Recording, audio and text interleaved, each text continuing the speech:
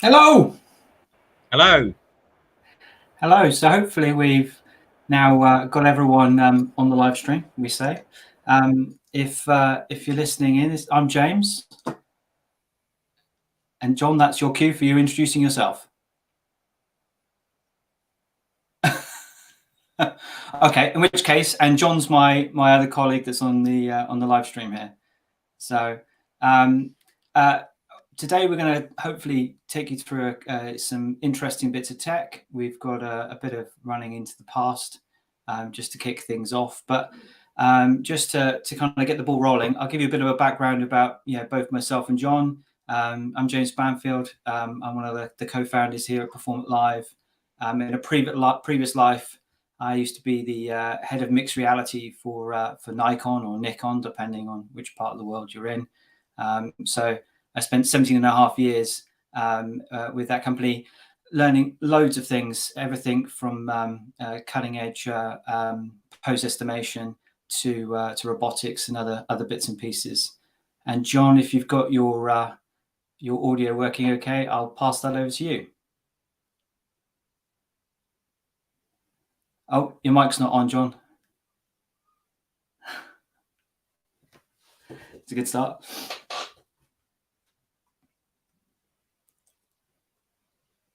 No, you're still not on. Anyway.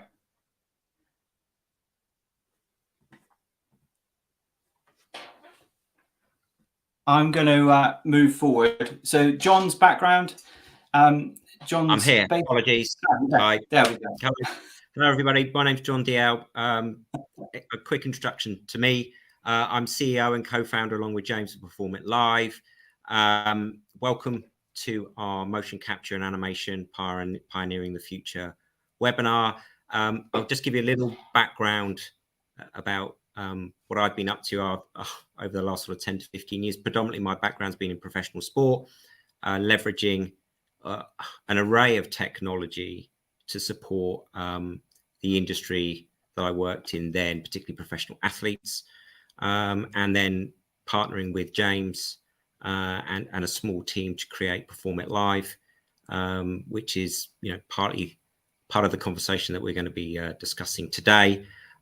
So welcome, everybody.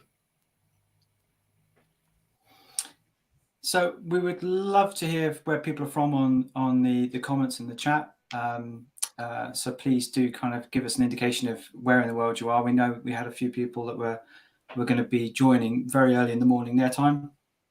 As we go, if you have any comments, please do share them, and we'll do our best to answer them as we go through the presentation. Without further ado, though, perhaps I should just jump onto the first slides. What do you think, John? Yeah, I think just to echo James's point there, I think it would be awesome to get your feedback and your questions. We have a perspective of how we see sort of technology intersecting into the animation industry, the creative industry, and it might not be your perspective and your thoughts. So we're going to showcase that, so you're going to walk away with a very clear perspective of the emerging technologies that we see coming into the industry, but also how we as Perform It Live sit within the industry and what we're offering into the marketplace. So it would be absolutely superb to get your feedback. So please feel free to utilize the chat function and ask us any questions along the way that you have. But no further ado, James, let's take a walk back in time. Yeah, so we thought we'd start today's talk by just stepping back actually kind of 40-50 years. So no better place to start than the Hoff, and I'm sure his belt is not actual real snake skin, although his chest hair definitely is real, that's for sure. But if we jump back to the Hoff, in the 70s and 80s, sci-fi at the time was painting the picture of the world we live in today. And the reason that I think is always interesting to kind of go back at these points is simply because there's so much they got right. And one of the things I always believe is the reason they got right is because we've had 40 to 50 years to work out how to make what was sci-fi back then become reality today. And so that's why, from my perspective, I'm always keen to understand what is it that's becoming like a common view of the future, because it's almost like we make that view come to life as we're moving forward. And if we look at kind of sci-fi back in the 70s and 80s, you can't go anywhere without immediately looking at Star Wars as a starting point.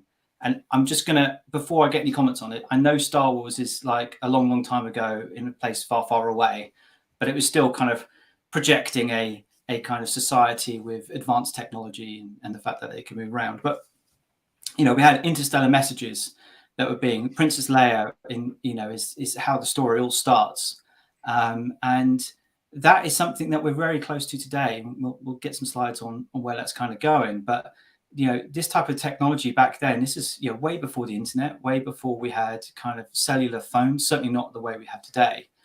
And graphics engines, cloud processing, none of that existed back then when this was being proposed. Yet somehow we all expect that to be part of our immediate future in the years to come. And the other one as well that I think is my wife's favorite, so I had to put it into the presentation, is Back to the Future 2. So when you look at Back to the Future 2, it presented a future where advertising and billboard ads were unique to the person, which is an advertiser's dream. And this concept that you could have this 3D content that will pop out at you and engage with you personally. So again, it's an interesting future they were proposing back then, when there was little to suggest that could be done at that point. It's still very early days. And of course, this one's a really obvious one. Anyone in the entertainment industry will acknowledge the fact that how close or what's already been achieved in this bit. But next generation Star Treks, if there's any Trekkies out there, the concept of the virtual room that you could walk into, because when you're out in the depths of space going where no man has gone before, how do you keep sane? Well, you make some virtual trees and some digital trees and go and lay underneath them. So that's effectively the virtual world that was created in Star Trek, and the concept of it very early on through walls made of LED. Who would have imagined? And in this one, which is pretty pertinent specifically to me personally, and also to John because of our backgrounds, but Total Recall, which was filmed in the 80s and kind of made its life in the 90s, introduced this idea of digital coaching. And I know in the film that the hologram plays quite an important role at one point, but the concept of having a hologram coach and being able to coach at home, again, way ahead of its time in terms of thinking, but it's kind of an interesting concept nonetheless. And then when you look at today, well, if we were to say what technology has come about today that better epitomizes like the future and our cities, thankfully it's not as bleak and as dark as Blade Runner. And we don't have giant holograms selling to us, but we do have some incredible technology in the MSG sphere, which, it's insane to think that this thing is a giant LED screen, and what they are doing in that space is quite phenomenal. It just goes to show what 2.3 billion can make if you've got the money and the passion and the dream.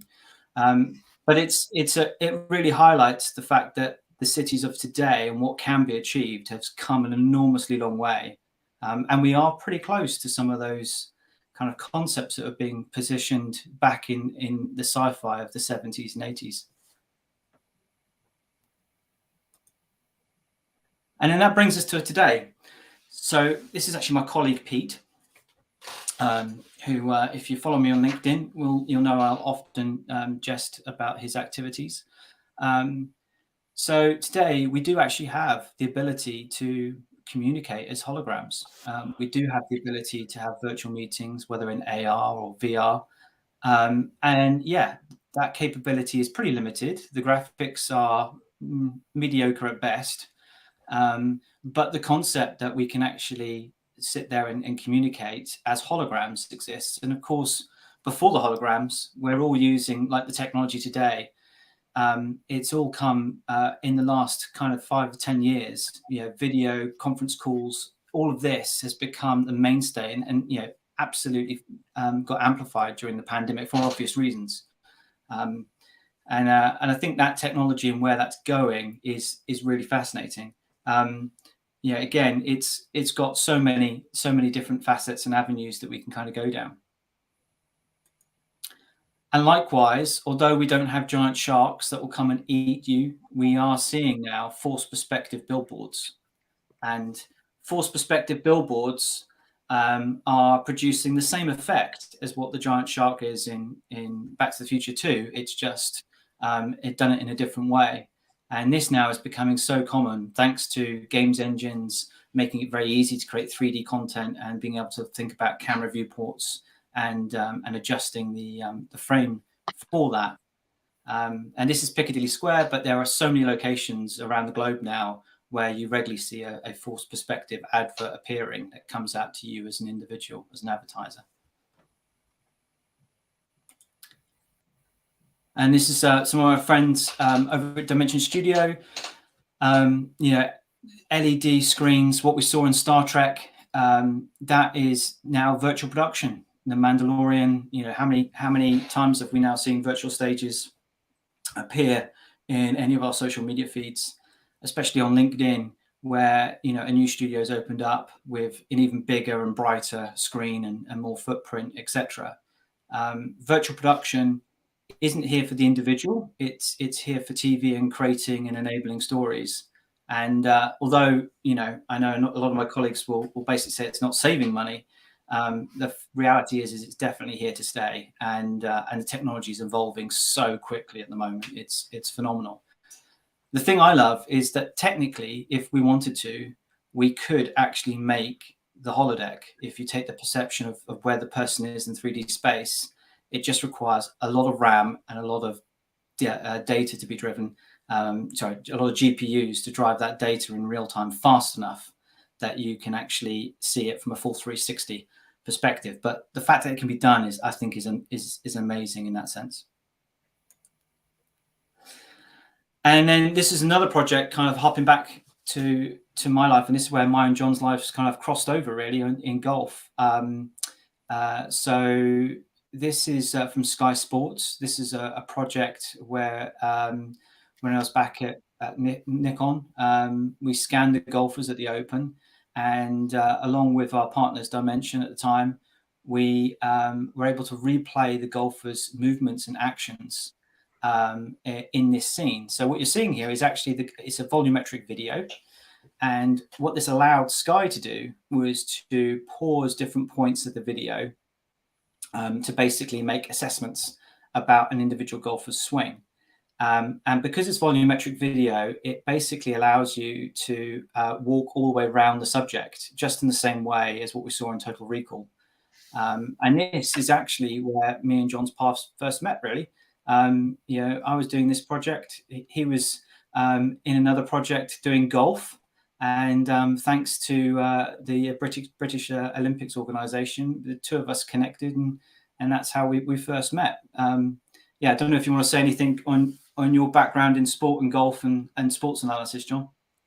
I mean, I've been working in professional sport for probably 10 to 15 years, and that ranged from golf to professional football and other sports, leveraging technology to understand human movement, but also on the analytics side as well.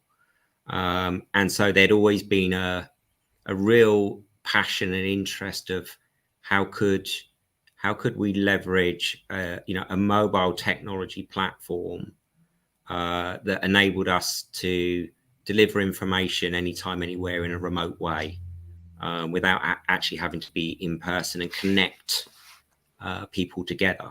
And I think that is kind of the sort of the catalyst of what we wanted to sort of develop and build in a digital way. And I think it was the synergy of James's experience, my experience, and obviously the team members that we have within Perform It Live that have enabled that sort of technology to come to life. And that's part of the story, certainly the pain, that we're going to be talking through a little bit in a minute as well. Yeah. So moving on.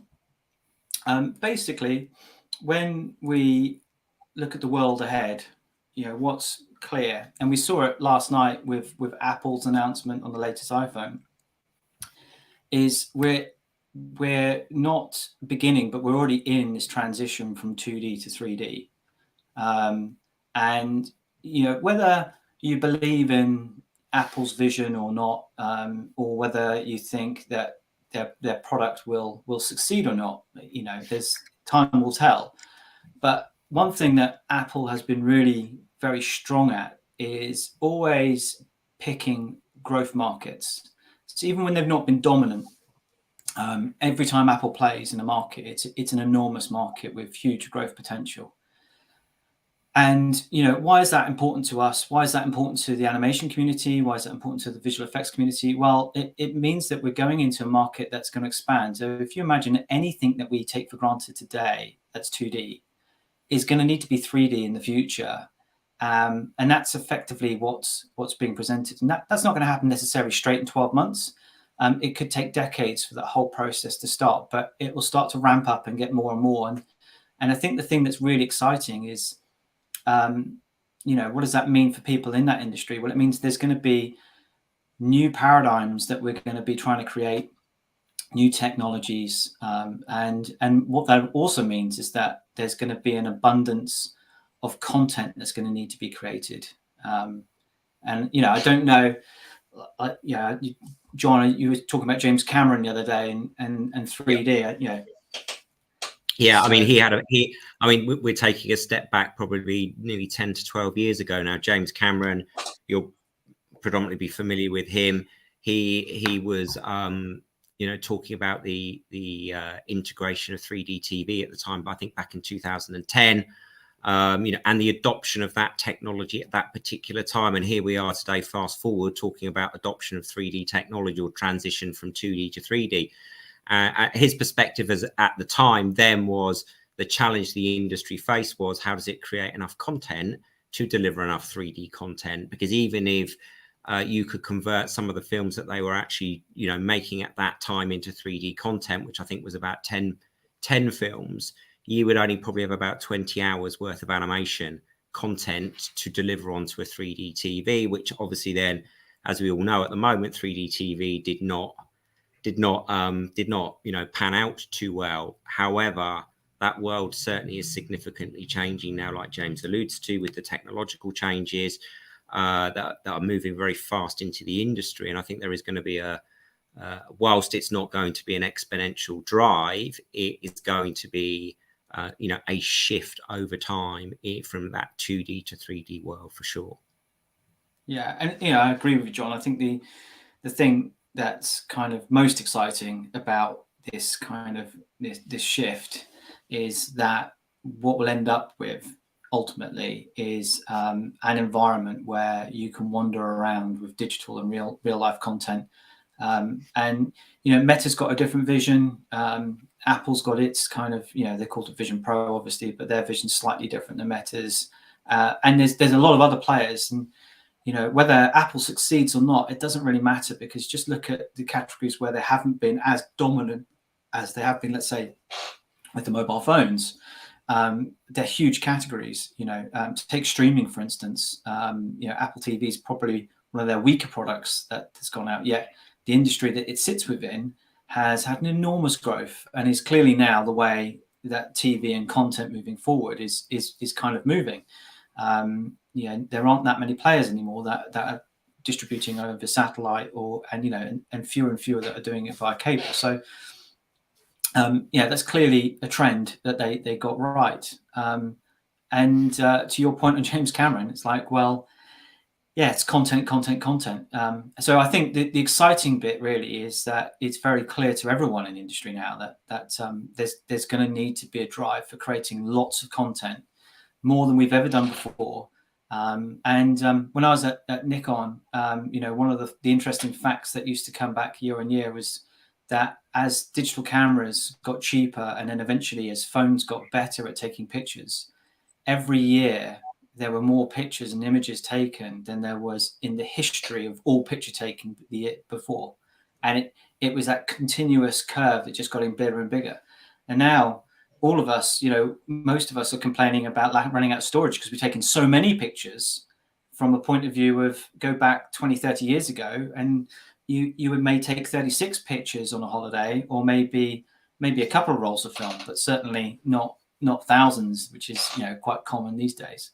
So hence the reason why I think the future is really exciting in this area, and it will be exciting for all parties, not just us, for lots of different companies in this space. That's my view anyway. I don't know if you agree on that, but yeah, and please, if you've got any specific questions around that, please drop them in the chat. We'd love to hear your perspective, because fundamentally that might be ours, but you might see the lens of the world in a different light. So please, if you've got any questions, fire them across. We'd be happy to take them. So leading on for that, if there's going to be an abundance of content, and if we're going to sidestep the issue that James Cameron rightly pointed out, if we do the workflow and the pipeline that we're currently used to, certainly for major productions in terms of mocap, then there's a lot of pain.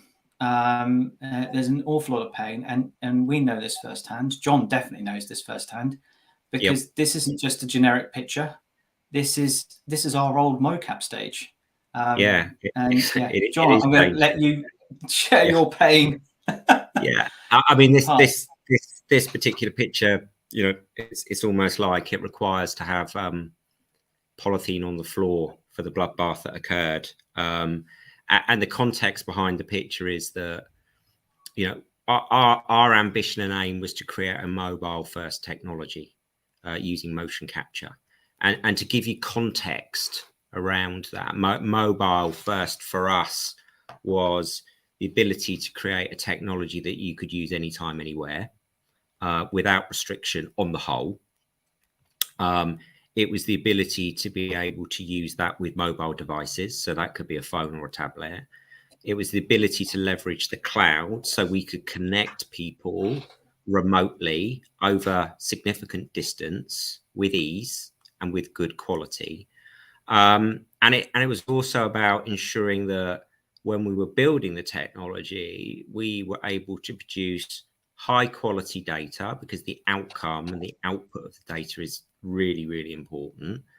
And we were able to understand, what was good about our data and what wasn't, and therefore be able to amend that data accordingly. And one of the other pivotal things is we wanted to do all of the processing of the data on the individual wearing the motion sensor suit. So, we set quite a tall order in terms of sort of where we wanted to go with the technology, and innovate that and learn as we developed it. And the picture in front of you, which says our pain, is that, one of the areas that we took incredibly seriously was the quality of data.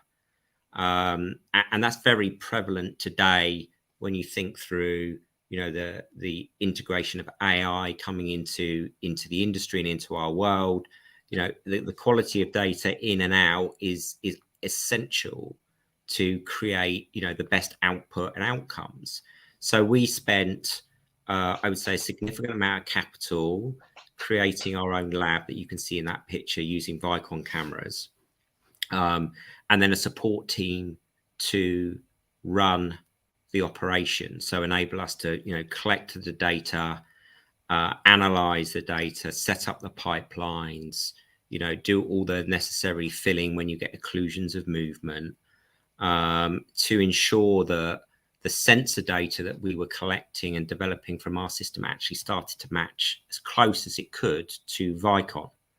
And so along the way, what we became were experts in optical camera systems, and all the nuances and all of the strengths of those systems, and some of the inherent weaknesses, which you'll see in all technology.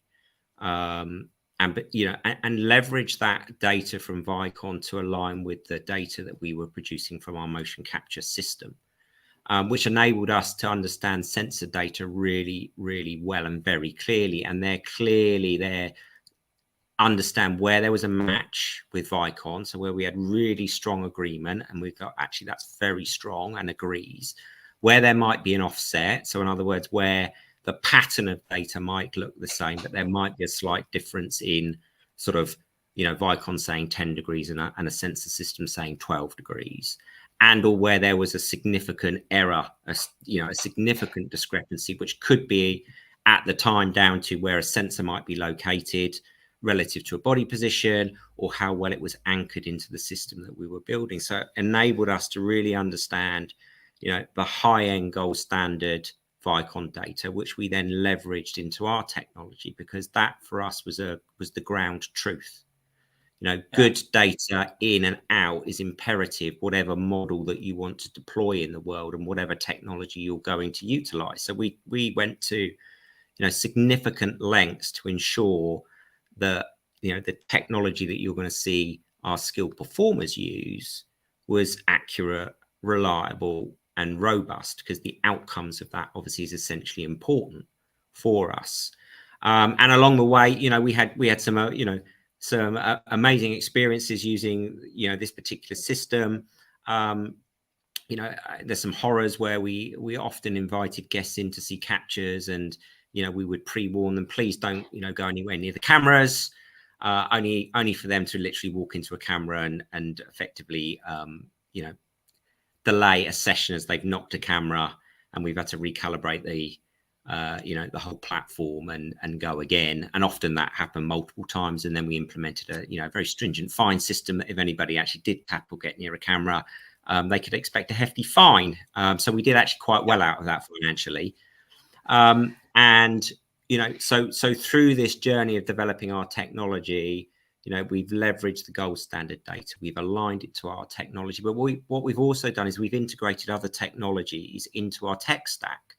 So we did quite a bit of work leveraging the mobile phone and using computer vision and pose estimation to develop part of our tech stack and the experience with the customer as well. So what we've done is innovated, you know, a mobile technology that enables, you know, the data to be processed on the pod, sent via the cloud to you know, the recipient of that data as required, but also leveraging either Wi-Fi, mobile data, and or hotspot as well. So, you know, we've got this, you know, this very flexible system, and equally on top of that, whilst I talk about the technology, you've also got the, you know, the customer and the user interaction, and creating a frictionless experience, one for the skilled performer who leverages our technology. And we've looked at ways of how can we minimize their interaction with the mobile device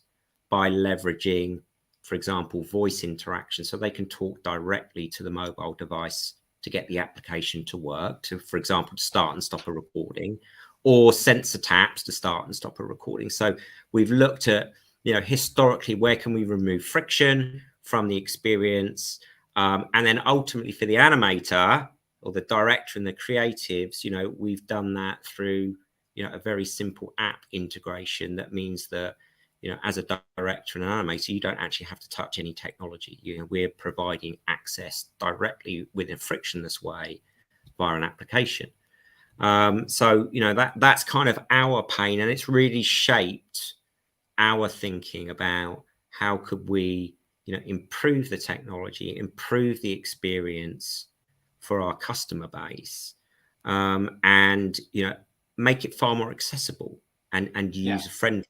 So, you know, we've had, you know, a lot of pain, but that pain has, you know, created, you know, a lot of innovation along the way. You know, so much so that, you know, we actually generated a couple of patents from the work that we were doing, because there were things that we found out that had we not done this, we would never have learned, and therefore been able to patent that are significant. And fused other areas of tech together. Yeah, absolutely. And I think, you know, the thing that might be worth, you know, sharing everyone is, because we don't often talk about this side of the business where there was so much emphasis on data.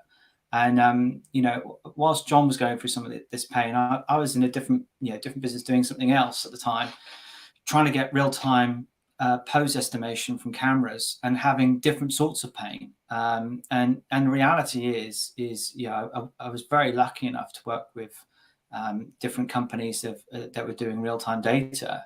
And you know, the one thing I always came away from is there's no silver bullet. There is not a single platform out there that actually gives you the most precise data. The Viacon's the gold standard, but it's got so much pain, and it still gets it wrong sometimes. Yeah, I'm sure and there's we had plenty of people that are on here that know that firsthand.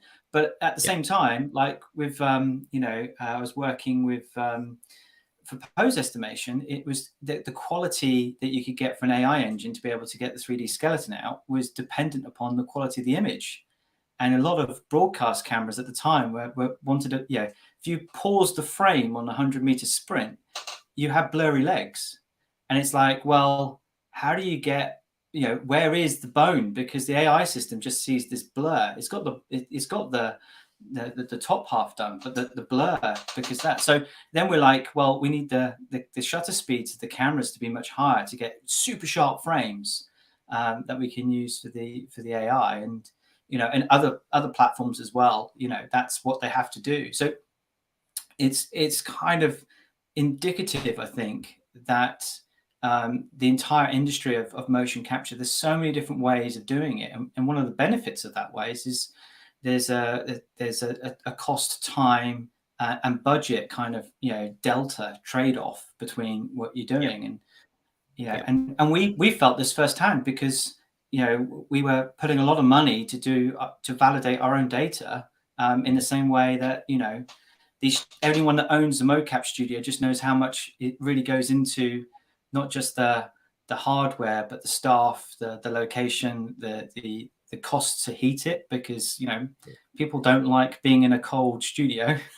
I mean, I think what's interesting on that point, James, now is that we were talking with a director a couple of weeks ago, and their perspective was they have to effectively now justify and ask for studio time.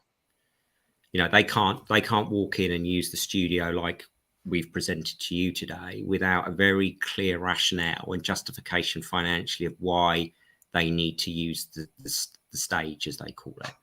And this is at high-end productions as well. So there's clear sort of ramifications of when they can and can't use the technology to support their idea or their pre-visualization of that idea and to bring it to life. So they have to be creative in other ways now, because it's incredibly cost prohibitive, even with businesses that have a budget to support that. They really have to very much justify it.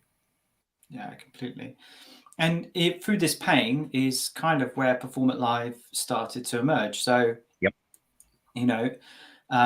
but before we kind of go down there, let's just open up another kind of bag of chips a little bit, because one that's very on point at the moment is digital identity, especially with everything that's going on in LA, and with the various strikes from the SAG. We, as a business, we scan every performer, but the performer owns their scan. This is them being scanned. This is their meta-human that we create for them as part of it. And the reason we scan them is effectively to create a digital double of them that can be associated with their movement. Because John, you and I were talking about, we talk about this all the time, is it's just not fair that a skilled performer loses their identity and loses their recognition because they get turned into a robot or something else during the process. And so certainly our first step, we're not all the way through this process ourselves, but our first step was to kind of get the performer and move them into a place where they could have their digital double, at least when we're talking with their advertising and our platform. So and it's it only seems fair that certainly the likeness of an individual remains with that individual. So we've been really careful Yeah, well, you know, the legals of it all. Yeah, we've taken a lot of advice to ensure that, you know, we made sure that the performer, you know, was well cared for and considered in, you know, what we wanted to bring to life, and that they're very much part of that journey, you know, because there are potentially significant issues from copyright, from trademark, from patent issues, and obviously, you know, moral rights and personality issues as well. So, you know, it was important for us to be able to work with the performers, make it very crystal clear that, you know, they had ownership of their, effectively what is their own IP.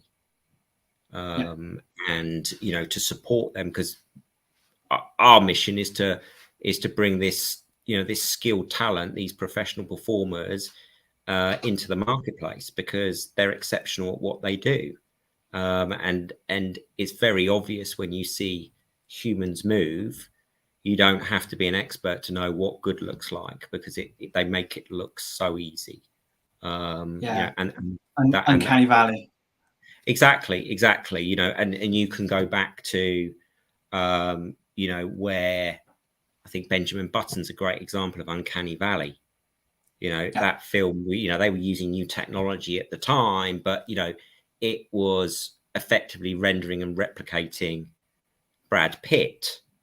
But it was very much in Uncanny Valley. And I think we're moving into this grey area, and you've got to ensure now that, you know, the performers, and hence there is I think there's a lot of angst and friction at the moment in the industry, you know, about, you know, AI, you know, deep fakes, etc., and the personas coming in and how they get leveraged. And quite rightly, there's some, you know, some significant kickback there as well, because people want to understand, well, where do they sit in that world, and to ensure both, I think, from a high level performer through to, you know, the skilled performers that we work for, that, you know, there's a level, fair playing field here. I think that's crucial. And it's only fair, and it's only right. And, you know, and this also comes into effect when we start looking at virtual production, because, you know, what happens to the extras, for instance, that would normally be involved in a virtual production, when you now have an LED screen physically in the way of where they would be used. And,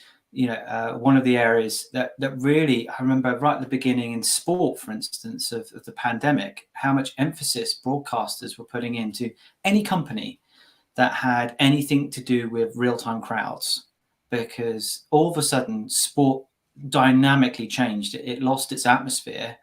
It gained something else, because you could hear every grunt, every strike of, if it was soccer, if it was football, but you could also hear, you know, other profanities from the players when they were a bit frustrated. But it changed. But I do remember that point of crowds and the digital crowds coming in, and now with virtual production, we're left with this situation of, well, what's going to happen with extras? You know, we've got this boom in virtual production with so many studios, you know, over 100 now. We're approaching, I think, 200, or maybe it's more. Maybe I'm out of date on that now. But of these studios around the globe, and yet, you know, the midground and background is now all digitally done. So, yeah, from a VFX perspective, yes, they'll be added in later, and they may be scanned elsewhere. But it opens up a bit of a moral dilemma, I think, as to where the industry is heading into in this area, as to what they will do in terms of identity and other bits and pieces. Because, yeah, once they're scanned, how many times can the extra appear in the background? And that will be one of the challenges and questions that, you know, needs to be thrashed out over the next coming months, yeah, as this kind of, yeah, carries on. And I hope it's resolved soon, because it's doing no one any favors right now. You know, it's not helping any industry right now. But it does need to be resolved, and, you know, before it kind of it gets too far, I think. Yeah, absolutely. And then, you know, this is something as well that we just wanted to highlight before we start, you know, showcasing some of the stuff that we've got and what we're working on right now. This is something we think is really exciting. So, looking at nerfs specifically, and using nerfs in games engines. So this is Luma AI, and one of the things that's so cool about nerfs, especially if you go back to like what we were saying right at the beginning, that you've got this content cap that's gonna occur with all this 3D content that suddenly needs to be created in order to avoid the James Cameron's point about 3D TV. Then we think this could be an interesting way that some of that content will actually be able to be captured, because the world is full of the most amazing places, the most amazing historical places as well, and the thought being able to take them into games engines is fantastic. Now, don't get me wrong, there's tons of problems with just taking this approach, but this approach in the right environment can give some amazing results really quickly and visually. And this tech is really is getting so good so fast. Gaussian spattering is something that came up recently, really improving the quality of what's achievable and the fine detail, and a completely different way of rendering and a different render process. So we just wanted to highlight that, because that's something for us. We're always looking at what's the next thing and how is the market gonna move. And then the other one, which is John's a big fan of, I know, is this one, Alberta University. This you go. Yeah, I mean, this is a really interesting space, and we wanted to share it with you because this is effectively the motion equivalent of Chat GPT. And there's quite a few research papers that are coming out sort of latter part of last year and early part of this year, looking at text to motion.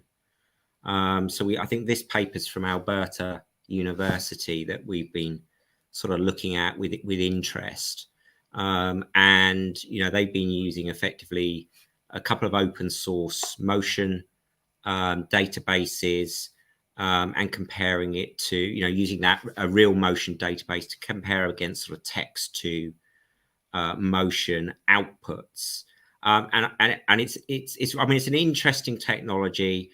I would say it's very, very early days in terms of outcome. What you will notice is if you compared a real motion to some of the generated motions, they certainly don't align. Part of that is because the classification models, when you put in a text prompt, it doesn't fully understand them. So therefore you get some very strange outcomes. You'll also notice when you look at the pictures, this is sometimes a classic issue with motion capture, is that you're going to get fingers and hands and feet disappearing through the floor. But we wanted to share it with you because this is potentially some of the next generation of technology coming into the marketplace. And I think at the moment the question I always pose is, it's great because it's very generic, and it's limited at the moment to certain types of activities. So if you wanted to, for example, go, well, actually I need a 60-year-old lady with a stoop and a walking stick and shuffling, you haven't got the prompt repertoire to be able to create that with these current sort of what I would call sort of test beds that typically the universities are driving at the moment. But it's a very interesting concept, and it also is limited to, I think at the moment the duration of capture is sort of between 2 and 10 seconds. And like Chat GPT and like Midjourney, it's all about the quality of your prompts. If you become good at prompting and the AI engine understands it well enough and can learn, then obviously it will refine and get better. And it is grounded in sort of natural language descriptions. So you need to be very good at your prompting, particularly when it comes to understanding how your prompt relates to how somebody moves. But ultimately, we wanted to share it with you. There's some interesting sort of developments in this area. That absolutely. I would say this isn't even cutting edge. This is probably bleeding edge now, sort of technology that's coming into the marketplace, but interesting nonetheless. And inherently, you're going to see some of the typical challenges that we all see with motion capture. You're going to get foot sliding. You're going to get hands and feet issues. Whether or not they're going to be able to solve facial animation and hand animation within these frameworks, who knows? But interesting, very interesting. Which leads me on to kind of like, you know, where we are really as a business and what we've developed. So we love AI. We think AI has got so many use cases. There's so many applications of it, but our core business is about connecting people, and connecting a performer, a skilled performer, with a creative person that wants that performance. And going back to, as John alluded at the beginning, the key thing we are really focused on is being able to make that as seamless as possible, and make that skilled action. So, as text to mocap, it is going to be a thing. It's going to be the next kind of evolution of what AI mocap looks like. But one of the challenges will be is it will be as good as your prompt. Whereas, in a creative industry, one of the great things that I always love is you take one idea, you share it, and then that idea evolves over time, especially within two creative minds. And so what we've done is we've focused very much on highly skilled performers, and we've given them our technology. And what sets our technology slightly apart is there are no PCs. The suit connects to the cloud. We use a mobile phone purely because it's got a really nice touch interface to communicate with, and it has the ability to do comms. And the suit basically connects direct to the cloud, and that allows a director to remotely direct a performer and see the mocap in real time, and so create a mini production. And that's effectively what we've done. Now, it won't be perfect for all situations. We're not saying that this is the death of big studios, mocap studios. Not at all. There are really good reasons why you have big mocap studios. There's really good reasons, why you still might buy a mocap suit. And there's good reasons why AI-based mocap systems will be perfect for certain situations. This is another solution that is available to the creative market to kind of help the industry fill that need for that content gap that we're going to have, and create that content gap so that we all kind of get the future I think that most people in the creative industry are kind of excited about, which is seeing things and being fully immersed in 3D content in the future, and what that can mean from storytelling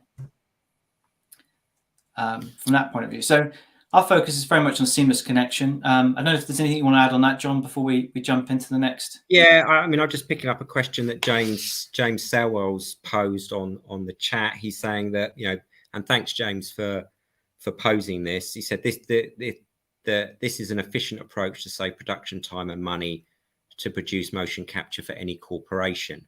However, this procedure is still new, and it wouldn't be fair comparison to say it's better than a 3D animator creating a skeletal rig from a person in a motion caption.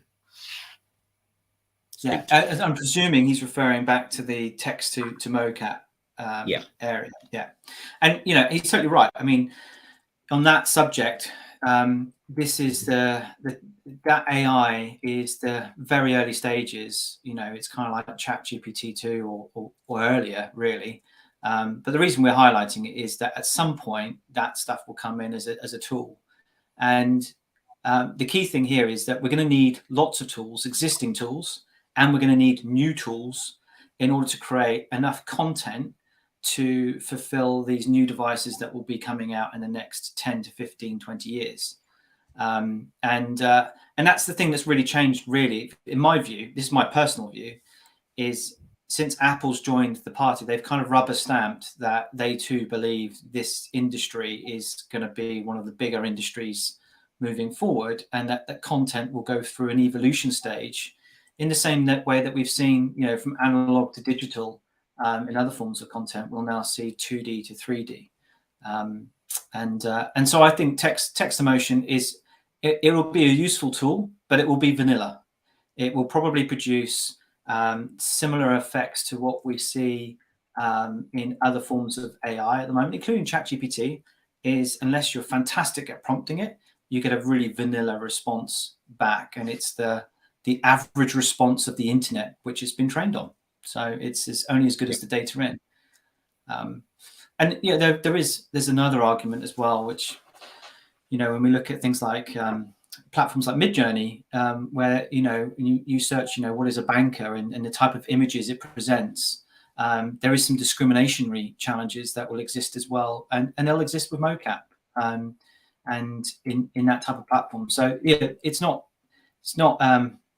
that we love the tech, but it's fraught with challenges, and there's some real ethical ones there that need to be sorted through as well, which the other platforms have already kind of come a cropper on. Moving back to this bit, this is where this is what we use AI in our workflow, and we do have AI components.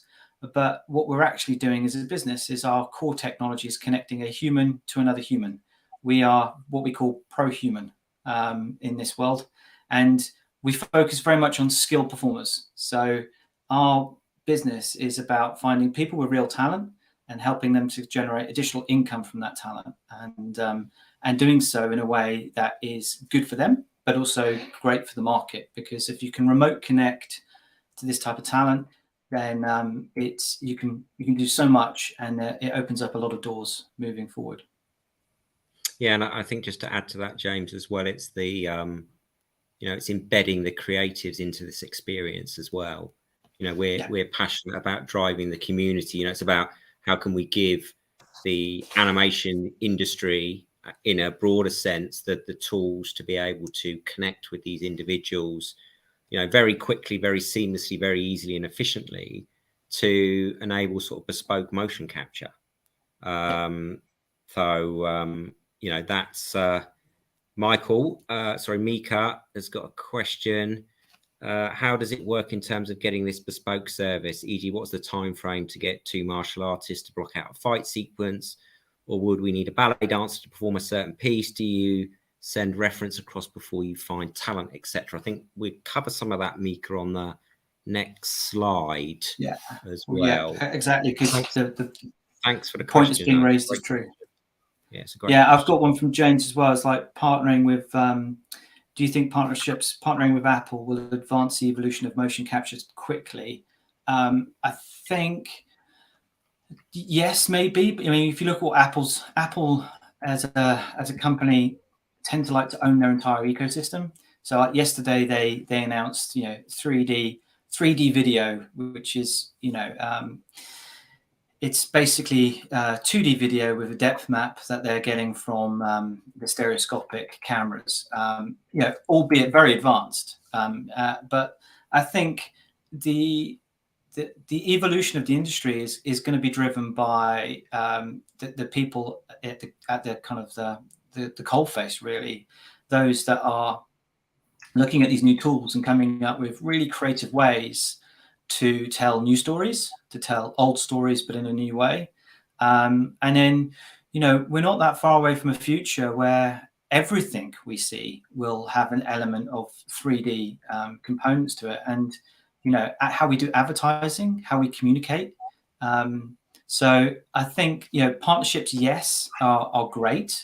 But I also think that it's going to come down to the content creators and what they do with the tech.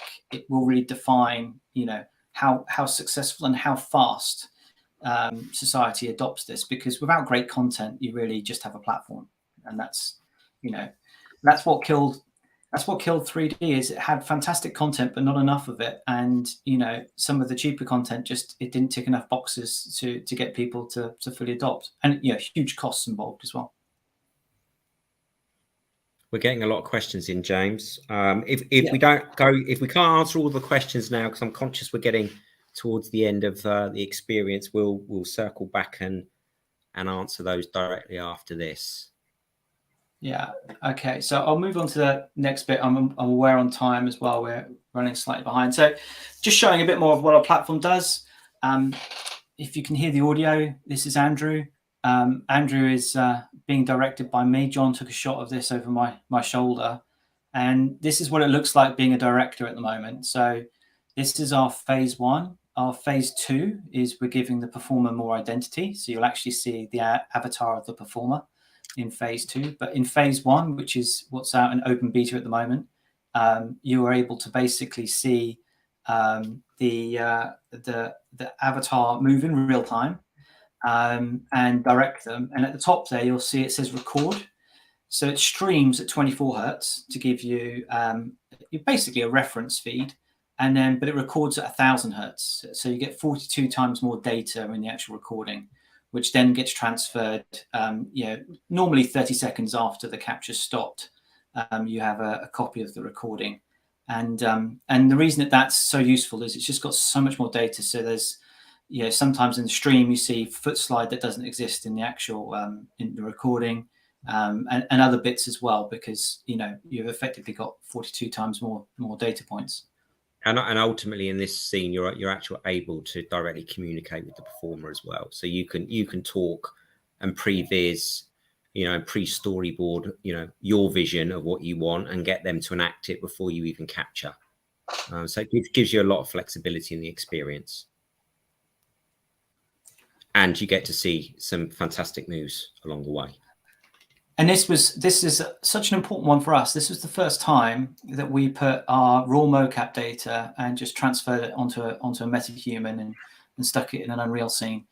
And the reason it's so important for us is that at this point we knew that the value, because as soon as you put the data onto a human, the subtleties, the hip movements, all of the things that are wrong are obvious, but also the things that are right just jump out as well.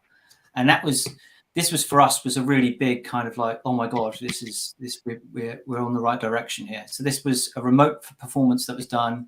The performer was in their living room.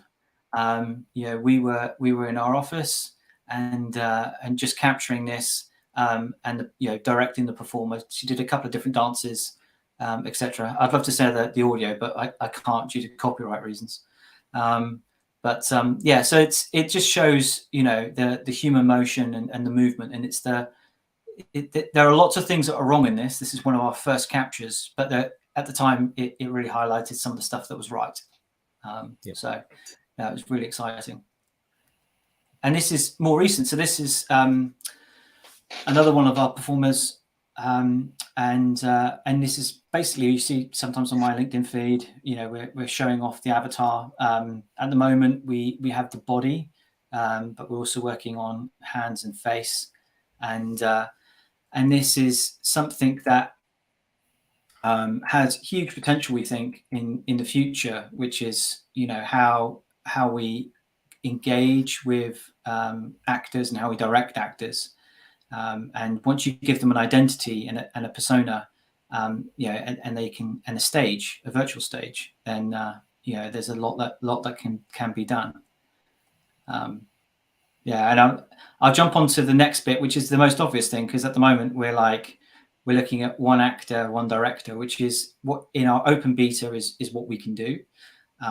We don't have multi-performer yet, but what we're moving towards is just that.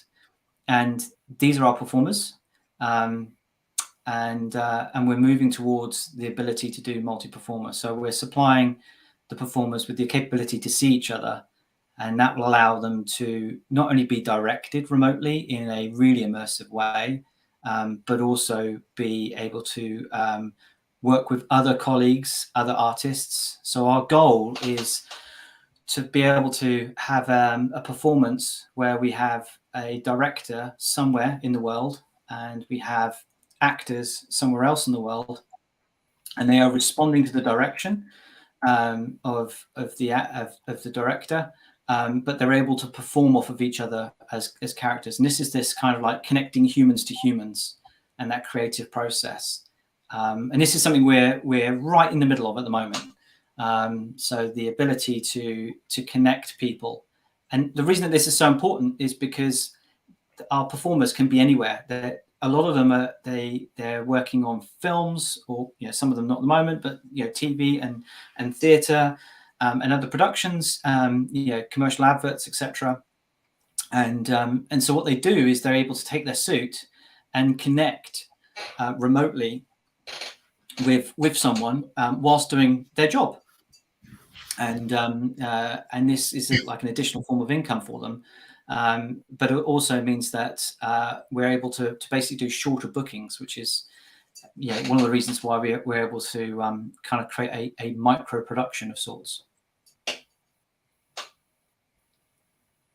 So, James, I'm conscious of time.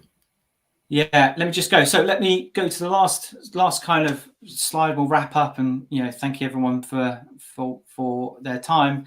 Yeah, I mean, just James, before you dive into that, I mean, we've had some awesome attendance today from LA to Pakistan to the UK and further afield. So fantastic for you to take the time to listen to us talk about how we see the industry and how we see our intersection in the industry. But yeah, I mean, we'll close obviously with some insight into the fact that I think James is going to allude to the fact that our technology enables us to be very planet friendly.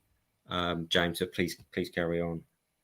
Yeah, well, to John's point, I mean, it's one of the positive side effects of trying to create a remote workforce of sorts is that you cut down on travel, you cut down on the need for people to be in a physical location, and so you can focus on connecting with them and just creating content. And that means it's convenient for them, but it's also convenient for you, and that makes a huge opportunity. And I think the other benefit as well is that not only does that reduce the costs, there's associated costs, but it also means there's reduced costs in terms of travel and people staying over and paying for locations. But also on top of that, we're making it super convenient for the director because they can connect. I've actually connected to a performer on a train before, and directed them whilst I've been on a train's Wi-Fi. But it's also convenient for the performers because they're able to do it and connect with the creative market in between other bits and pieces. And most importantly, we're supporting the performers. So this is additional revenue for them in what they're doing, and the money that goes in is going to them and supporting them, and helping them effectively make money out of their skills. Because some of these individuals, they're world-class champions at kung fu, kickboxing. They've been in films from Barbie more recently to we've had Wicked, Bridgerton, all of these type of productions. They've been in that type of stuff in the past, and they've built up an incredible skill. And this is just another platform that they can make a living out of that skill as they kind of go through their journey as either a stunt performer or an actor, etc. And lastly, our prices start from $36. That's for a 20-minute connection. The longest connection we do is 4 hours. Our pod, which is this thing here on the suit, has a battery life of about 6. But if there was a production where you wanted longer than 4 hours, we have the ability to look up to do that. And just as John said, thanks to everyone for connecting. It's a busy day, it's a busy world. Really appreciate the time you've set out just to listen to what we've got to say. And thank you very much for the comments. And as a thank you, if you'd like to use the platform, we'd really love you to have a go. We're in open beta at the moment, and here's a code which basically I think we worked out makes it about the price of a coffee plus a donut. That's correct. To use the platform. That's correct. John, I don't know if you want to close us out, and we'll let people get on with their day. Yeah, no, I mean, again, just echoing James's sentiment. Thank you very much for your attendance today. Global audience, which is fantastic. I think it just highlights the interest from the industry in the tech space, and our passion is connecting skilled performers with creatives and making it a frictionless experience. Part of the give back to you who've taken the time to listen to this is to give you 75% off a 20-minute connection. We would also really value any feedback that you would have. If you have any questions post this webinar, please reach out. Delighted to talk to you. Thanks very much again for taking the time to listen to us. You do get a recording, by the way, should you want to listen back to any aspects of the conversation. And, you know, we've been delighted to be able to present and showcase some perspective from our perspective on how we see the world moving forward as well. So thanks very much, everybody. Take care, guys. Cheers.